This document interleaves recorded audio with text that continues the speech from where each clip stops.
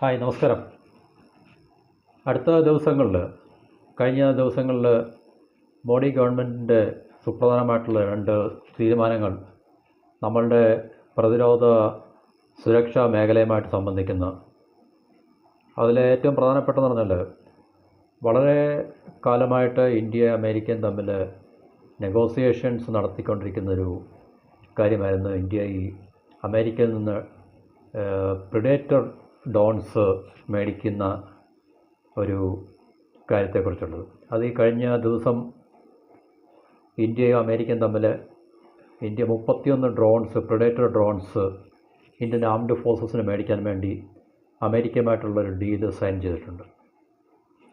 അപ്പോൾ ഈ 31 ഡ്രോൺസുകൾ ഇന്ത്യ അമേരിക്കയിൽ നിന്ന് മേടിക്കുന്നത് ഏകദേശം 34,500 കോടി രൂപയ്ക്ക് ആണെന്നുള്ളതാണ് റിപ്പോർട്ടുകൾ പറയുന്നത്.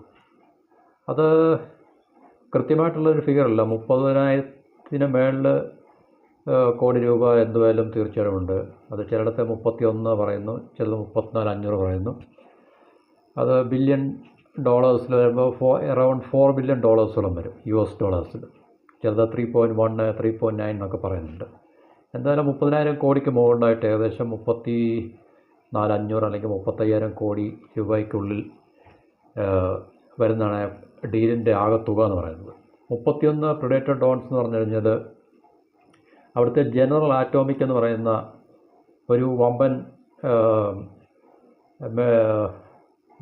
ആംസ് മാനുഫാക്ചറിങ് കോർപ്പറേഷനും അതുപോലെ തന്നെ ഇന്ത്യയിലെ ഭാരത് ഫോർജ് എന്ന് പറഞ്ഞൊരു കോർപ്പറേഷൻ ഉണ്ട്. ഇവർ തമ്മിലുള്ള കൊളാബറേഷനാണ് ഈ പറഞ്ഞ ഡ്രോണുകളുടെ കൺസ്ട്രക്ഷൻ ഏറ്റെടുത്തിരിക്കുന്നത്. അപ്പോൾ ഭാവിയിൽ ഇന്ത്യയെ ഒരു global hub four drone manufacturing, repair, അതിൻ്റെ മെയിൻ്റനൻസ് ഒക്കെ ആക്കി തീർക്കാനും മാറ്റാനുമുള്ളൊരു തീരുമാനമുണ്ട്. അപ്പോൾ ഈ ഡ്രോൺസിൻ്റെ പ്രൊക്യൂർമെൻറ്റ് കഴിഞ്ഞ ദിവസം ഇന്ത്യയുടെ cabinet committee on security CCS, ഇന്ത്യയിലെ ഏറ്റവും ഡിഫൻസിനെ സംബന്ധിച്ച് CCS എന്ന് പറയും, ക്യാബിനറ്റ് കമ്മിറ്റി ഓൺ സെക്യൂരിറ്റി. അപ്പോൾ നമ്മുടെ സുരക്ഷാ കാര്യങ്ങളുമായി ബന്ധപ്പെട്ട ഏറ്റവും പവർഫുള്ളായിട്ടുള്ള ടോപ്പ് മോസ്റ്റ് ഒരു കമ്മിറ്റിയാണ്. അപ്പോൾ അത് പ്രധാനമന്ത്രിയുടെ ചെയർമാൻഷിപ്പിലാണ്, അല്ലെങ്കിൽ പ്രധാനമന്ത്രിയാണ് ഹെഡ് ചെയ്യുന്നത്. അപ്പോൾ ആ കമ്മിറ്റി ഡീല് ഫൈനലൈസ് ചെയ്തിട്ടുള്ള തീരുമാനമെടുക്കുകയും ഏകദേശം $4 ബില്യൺ ഡോളേഴ്സിൻ്റെയാണ് ഡീലെന്ന് പറയുന്നത്. അപ്പോൾ അത് ഒക്ടോബർ 31 നേരത്തെ അമേരിക്കയും അതുപോലെ തന്നെ നമ്മുടെ ഡിഫൻസ് അക്വിസിഷൻ കൗൺസിലും സെറ്റ് ചെയ്ത ഡെഡ് ലൈൻ അനുസരിച്ച് CCS cabinet committee on security കഴിഞ്ഞ ആഴ്ച അത് ആ ഡീല് അപ്രൂവ് ചെയ്യാനുണ്ടായത്. അപ്പോൾ ഈ 31 ഡ്രോണിൽ 15 ഡ്രോണുകൾ നമ്മുടെ ഇന്ത്യൻ നേവിക്കാണ് അലോക്കേറ്റ് ചെയ്തിരിക്കുന്നത്. മാരിടൈം ഫോഴ്സ് എന്ന് പറഞ്ഞാൽ ഡോമിനൻ്റായിട്ട് ഇന്ത്യൻ നേവിയാണ്. അതുപോലെ തന്നെ അതിനകത്ത് കോസ്റ്റ് ഗാർഡ് വരുന്നുണ്ട്. അപ്പം നേവി ആയിരിക്കും ഇത് ഓപ്പറേറ്റ് ചെയ്യുന്നത് ശരിക്കും പറഞ്ഞാൽ, അല്ലെങ്കിൽ ഇതിൻ്റെ അലോക്കേഷൻ ഇന്ത്യൻ നേവിക്കായിരിക്കും. 15 എണ്ണം, 31 ഡ്രോണുകളിൽ 15 എണ്ണം ഇന്ത്യൻ നേവിക്കും, ബാക്കി വരുന്ന 16 എണ്ണത്തിൽ 8 എണ്ണം ഇന്ത്യൻ എയർഫോഴ്സും 8 എണ്ണം ഇന്ത്യൻ ആർമിക്കും അലോക്കേറ്റ് ചെയ്യുന്നുണ്ട്. അപ്പം ഇന്ത്യൻ നേവി ഓൾറെഡി 2 എണ്ണം അമേരിക്കയിൽ നിന്ന് ലീസ് ചെയ്തിട്ടുണ്ട്. അപ്പോൾ ഈ ലോങ് റേഞ്ച് ഡ്രോൺസ് ഈ 2 എണ്ണത്തിൻ്റെ കൂടെ ഒരു അഡീഷൻ കൂടെ ആകുന്നുണ്ട്. അപ്പം ഈ പറഞ്ഞ ഡ്രോണുകളുടെ ഇമ്പോർട്ടൻസ് എന്താണെന്ന് ചോദിച്ചു കഴിഞ്ഞാൽ, നമ്മുടെ പ്രധാന ശത്രുവായിട്ടുള്ള ചൈനയെ ടാർഗറ്റ് ചെയ്യുന്നതിന് വേണ്ടി ഇന്ത്യൻ ഓഷ്യൻ റീജിയനിലെ IOR എന്ന് പറയും, IOR ഇന്ത്യൻ ഓഷ്യൻ റീജിയനിൽ ചൈനയുടെ പ്രസൻസ്, സാന്നിധ്യം വളരെ കൂടുതലും. അപ്പോൾ ചൈനയുടെ ഭാഗത്തുനിന്ന് വളരെയധികം അഗ്രസീവായിട്ടുള്ള മൂവ്മെൻറ്റ്സ്, സർവിലൻസ്, ഇതെല്ലാം വളരെ അധികം ഇന്ത്യൻ ഓഷ്യനിൽ സംഭവിക്കുന്നത് കൊണ്ട് നമുക്ക് തീർച്ചയായിട്ടും നമ്മുടെ ഡോമിനൻസ് ഇന്ത്യൻ ഓഷ്യനിൽ നഷ്ടപ്പെടാതിരിക്കാൻ വേണ്ടിയും അതുപോലെ തന്നെ നമ്മുടെ ഒരു പവർ പ്രൊജക്ഷന് വേണ്ടിയും ചൈനയെ സർവൈലൻസിൽ നമുക്ക് കൊണ്ടുവരാൻ വേണ്ടി ചൈനയുടെ ത്രെറ്റ് ഫാക്ടർ നമുക്ക് മിനിമൈസ് ചെയ്യാനും അല്ലെങ്കിൽ അതിനെ ബാലൻസ് ചെയ്യാനും ഈ ഡ്രോണുകളുടെ പ്രാധാന്യം വളരെ വലുതാണ്. അപ്പോൾ ആ ജനറൽ ആറ്റോമിക്കും ഫാരസ് ഫോർജും തമ്മിലാണ്, ഇന്ത്യയിലെ ഫാരസ് ഫോർജും തമ്മിലാണ് ഇത് കൊളാബറേറ്റ് ചെയ്ത് മാനുഫാക്ചർ ചെയ്യുന്നത്. അപ്പോൾ ഈ UAV അല്ലെങ്കിൽ അൺമാൻഡ് ഏരിയൽ വെഹിക്കിൾ എന്ന് പറയും, അതാണ് ഡ്രോൺ എന്ന് പറയുന്നത്. ഇത് MQ-9B എന്ന് പറഞ്ഞൊരു കോഡിലാണ് ഇതിൻ്റെ ഡ്രോൺ. MQ-9B ഡ്രോൺ എന്നാണ് പറയുന്നത്. പ്രിഡേറ്റർ ഡ്രോൺ എന്ന് പറയാം, പ്രിഡേറ്റർ അതിൻ്റെ നിക് നെയിമാണ് പ്രിഡേറ്റർ. അപ്പോൾ അത് നേരത്തെ ഉണ്ടായ MQ-9 റീപ്പർ എന്ന് പറഞ്ഞതിൻ്റെ ഒരു വേരിയൻ്റാണ് ശരിക്കും പറഞ്ഞാൽ. അപ്പോൾ ഇതിനകത്തിൽ ശരിക്കും പറഞ്ഞു കഴിഞ്ഞാൽ ഇതൊരു ലോങ് റേഞ്ച് 35 hours എയർബോൺ, 35 മണിക്കൂറോളം ഇതിന് കണ്ടിന്യൂസ് ആയിട്ട് ആകാശത്ത് പറക്കാൻ സാധിക്കും. അതുപോലെ തന്നെ 450 കിലോഗ്രാം ഓളം ഭാരം വരുന്ന ബോംബുകൾ ക്യാരി ചെയ്യാനും. അത് ഹെൽഫെയർ എന്ന് പറഞ്ഞ മിസൈലാണ് ഇത് ഉപയോഗിക്കുന്നത്. 4 ഹെൽഫെയർ മിസൈൽസിന് ക്യാരി ചെയ്യാൻ സാധിക്കുന്നുണ്ട്. ഇത് 2022 കാബൂളിലെ അൽ-ഖ്വയ്ദ ലീഡറിനെ ഹൈമാൻ അൽ സവാഹിരി എന്ന് പറയുന്ന അൽ-ഖ്വയ്ദ ലീഡറിനെ എലിമിനേറ്റ് ചെയ്യാൻ ഈ ഹെൽഫെയർ മിസൈൽ ഈ ഡ്രോണിൽ നിന്നാണ് ഉപയോഗിച്ചതെന്നാണ് പറയപ്പെടുന്നത്. അപ്പോൾ ഈ 31 ഡ്രോൺസിൻ്റെ അലോക്കേഷൻ ഞാൻ നേരത്തെ പറഞ്ഞായിരുന്നു. ഇനി ഇതിവിടെയാണ് സ്റ്റേഷൻ ചെയ്യുന്നത് ചോദിച്ചു കഴിഞ്ഞാൽ ഇന്ത്യ 4 ഡിഫൻസ് ലൊക്കേഷനിലായിരിക്കും. ഒന്ന് INS രജാലി, ചെന്നൈക്കടുത്തുള്ള INS രജാലി, പിന്നെ ഗുജറാത്തിലെ പോർബന്ദർ, പിന്നെ സർസവ, പിന്നെ ഗോരഖ്പൂർ ഉത്തർപ്രദേശിലെ ഈ 4 സ്ഥലങ്ങളിലായിരിക്കും ഈ 31 ഡ്രോൺസുകളുടെ വിന്യാസം നടക്കുന്നത് പറഞ്ഞു കഴിഞ്ഞാൽ. ഈ 4 ഡിഫൻസ് നമ്മുടെ ഇൻസ്റ്റലേഷനിലായിരിക്കും, അല്ലെങ്കിൽ സ്റ്റേഷൻ ബേസ്ഡ് ആയിരിക്കും. INS രജാലി ചെന്നൈ, പോർബന്ദർ ഗുജറാത്ത്, അത് പ്രധാനമായിട്ടും പാകിസ്ഥാൻ ഓറിയൻറ്റഡ് ആയിരിക്കും. അത് സർസവ ആൻഡ് ഗോരഖ്പൂർ ഇൻ ഉത്തർപ്രദേശിലായിരിക്കും ഈ സർസവ എന്നുള്ളത്. അപ്പോൾ ഇതാണ് ഏറ്റവും പ്രധാനപ്പെട്ടൊരു പ്രതിരോധ കരാർ ഇന്ത്യ ഒപ്പുവെച്ചെന്ന് പറഞ്ഞു കഴിഞ്ഞാൽ. ഇനി അടുത്തതെന്ന് പറഞ്ഞു കഴിഞ്ഞാൽ ഇന്ത്യ ഒരു സബ്മറൈൻ്റെ കാര്യത്തിൽ എന്ന് പറഞ്ഞാൽ 2 nuclear powered submarines India construct ചെയ്യാൻ പോകുന്നു. 40,000 കോടി രൂപയുടെ വരുന്ന പ്രോജക്റ്റ് 77 എന്നറിയപ്പെടുന്ന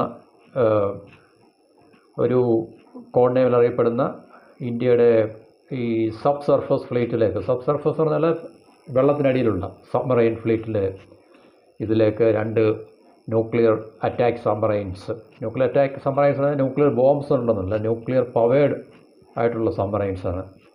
അപ്പോൾ ആ പ്രോജക്റ്റ് നമ്മൾ ഒക്ടോബർ 9 ഇന്ത്യൻ ഗവൺമെൻറ് അപ്രൂവ് ചെയ്തിട്ടുണ്ട്, ഇന്ത്യൻ ഗവൺമെൻറ് ക്ലിയർ ചെയ്തിട്ടുണ്ട്. 40,000 കോടിയോളം വരുന്ന പ്രോജക്റ്റുകളാണ്. 10 മുതൽ 12 വർഷം വരെ ഇത് കമ്മീഷൻ ചെയ്യാൻ എടുക്കുമെന്നാണ് പറയുന്നത്. ഓരോ സബ്മറൈനും 9,800 ടണ്ണോളം ഡിസ്പ്ലേസ്മെൻ്റ് എന്നാണ് പറയുന്നത്, ടൺ ഭാരം വരും. അതുപോലെ തന്നെ 190 മെഗാവാട്ട് റിയാക്ടറിൻ്റെ 190 മെഗാവാട്ട് വരുന്ന റിയാക്ടറായിരിക്കും ഈ സബ്മറൈനിൽ യൂസ് ചെയ്യുന്നത്. അപ്പോൾ ഈ ന്യൂക്ലിയർ സബ്മറൈനും നമ്മൾ ത്വരിതഗതിയിൽ കൂടുതൽ നമ്മുടെ ഫ്ലീറ്റിലേക്ക് ആഡ് ചെയ്യുന്നതിൻ്റെ ഉദ്ദേശം ചൈനയുടെ ഏറ്റവും വർദ്ധിച്ചു വരുന്ന ഇന്ത്യൻ ഓഷ്യനിലെ നേവൽ ആക്ടിവിറ്റീസിനെതിരെ നമുക്ക് ആക്ട് ചെയ്യാൻ വേണ്ടിയാണ്. 2023 മുതൽ നമുക്ക് തീർച്ചയായിട്ടും ചൈനയുടെ ഭാഗത്തുനിന്ന് ഏതാണ്ട് 10ഓളം ചൈനീസ് വാർഷിപ്സ്, അവരുടെ surveillance, ballistic missile, tracking vessels, ഇതെല്ലാം ഇന്ത്യൻ ഓഷ്യനിൽ വളരെ കണ്ടിന്യൂസ് ആയിട്ട് റെഗുലറായിട്ട് പെട്രോൾ ചെയ്യുന്നുണ്ട്. അപ്പോൾ അതെല്ലാം തീർച്ചയായിട്ടും ഇന്ത്യക്കെതിരെയുള്ള ഓപ്പറേഷൻസിന് വേണ്ടിയായിരിക്കും എന്നുള്ളത് നമുക്ക് തീർച്ചയായിട്ടും മനസ്സിലാക്കാൻ സാധിക്കും. അപ്പോൾ അങ്ങനെ വർദ്ധിച്ചു വരുന്ന ചൈനയുടെ ഇന്ത്യൻ ഓഷ്യനിലെ പ്രസൻസും നമുക്കെതിരെയുള്ള ഡോമിനൻ്റ് ആയിട്ടുള്ള ആറ്റിറ്റ്യൂഡും അവരുടെ അഗ്രസീവായിട്ടുള്ള അപ്രോച്ചിനെയെല്ലാം നമുക്ക് കൗണ്ടർ ചെയ്യണമെങ്കിൽ അല്ലെങ്കിൽ ബാലൻസ് ചെയ്യണമെങ്കിൽ തീർച്ചയായിട്ടും ഈ ഇന്ത്യൻ ഓഷ്യനിൽ നമ്മുടെ നേവൽ സ്ട്രെങ്ത് വർദ്ധിപ്പിച്ച് മാത്രമേ നമുക്ക് സാധിക്കത്തുള്ളൂ. അപ്പം തീർച്ചയായിട്ടും ഇന്ത്യയുടെ നാഷണൽ സെക്യൂരിറ്റി പ്ലാനേഴ്സും അതുപോലെ തന്നെ ഇന്ത്യൻ നാഷണൽ സെക്യൂരിറ്റി എക്സ്പേർട്സും എല്ലാം പറയുന്നത്, ഐഡൻറ്റിഫൈ ചെയ്തിട്ടുള്ളത് നമ്മുടെ ന്യൂക്ലിയർ സബ്മറൈൻസാണ് ഇതിന് ഫലപ്രദമായിട്ടുള്ളൊരു ഡിറ്ററൻ്റ് എന്നാണ് പറയുന്നത്. അപ്പം അത് നമുക്ക് PLA ചൈനീസ് പീപ്പിൾസ് ലിബറേഷൻ ആർമിയുടെ നേവൽ ആക്ടിവിറ്റി, ചൈനയുടെ എല്ലാം PLA എന്നാണ് പറയുന്നത്, പീപ്പിൾസ് ലിബറേഷൻ ആർമി എന്നാണ് പറയുന്നത്. അവരുടെ എയർഫോഴ്സും PLA നേവി അല്ലെങ്കിൽ PLA എയർഫോഴ്സ്, PLA ആർമി ഇങ്ങനെയാണ് പറയുന്നത്. അപ്പോൾ പീപ്പിൾസ് ലിബറേഷൻ ആർമിയുടെ നേവൽ ആക്ടിവിറ്റീസായി റീജിയനിൽ നമുക്ക് മോണിറ്റർ ചെയ്യാനും കൗണ്ടർ ചെയ്യാനും ഈ പറഞ്ഞ ന്യൂക്ലിയർ സബ്മറൈൻ ഫ്ലീറ്റ് കൊണ്ട് നമുക്ക് തീർച്ചയായിട്ടും സാധിക്കും. അതിലേറ്റവും കൂടുതൽ ന്യൂക്ലിയർ സബ്മറൈൻസ് ആയിരിക്കും വളരെ എഫക്റ്റീവ് എന്നാണ് പറയുന്നത്. അതുപോലെ തന്നെ ഡീസൽ ഇലക്ട്രിക് സബ്മറൈൻസ്,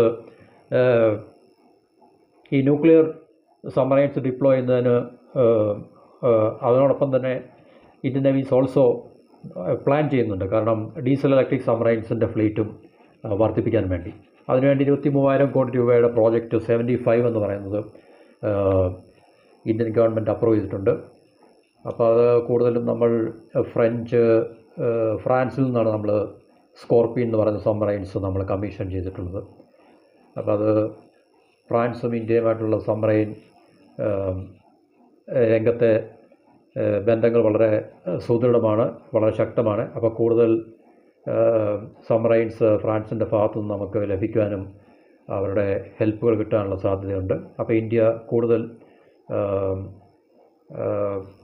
അതിനുവേണ്ടിയുള്ള, അല്ലെങ്കിൽ ഫ്രാൻസ് വരെ നമ്മൾ ഈ മേഖലകളിൽ കൂടുതൽ ശക്തമായിട്ടുള്ള കോപ്പറേഷൻസ് നമുക്കുള്ളത്. അതുപോലെ തന്നെ ഫ്രാൻസ്, ജർമ്മനിയും സ്പെയിനും എല്ലാം നമ്മളുടെ ഈ മേഖലയെ അവർ ടാർഗറ്റ് ചെയ്യുന്നുണ്ട്. അവർക്ക് കൂടുതൽ അവർക്കും ഈ മാർക്കറ്റ് ലഭിക്കാൻ വേണ്ടി. അപ്പം 42,000 കോടി രൂപയോളം വരുന്ന ഈ പ്രോജക്റ്റ് 75, ഇപ്പോൾ 23,000 കോടിയുടെ ആണ് ഫ്രാൻസുമായിട്ടുള്ള സ്കോർപിയൻ സബ്മറൈൻ്റെ ഡീലെന്ന് പറയുന്നത്. അപ്പം ടോട്ടൽ പ്രോജക്റ്റ് 75 42,000 ക്രോസ് വരും. അപ്പോൾ അതിൻ്റെ ഒരു ഭാഗവാക്കാകുവാൻ ജർമ്മനിയും സ്പെയിനും ശ്രമിക്കുന്നുണ്ട് എന്നുള്ളതാണ് ഏറ്റവും ലേറ്റസ്റ്റ് ആയിട്ടുള്ള റിപ്പോർട്ടുകൾ സൂചിപ്പിക്കുന്നത്.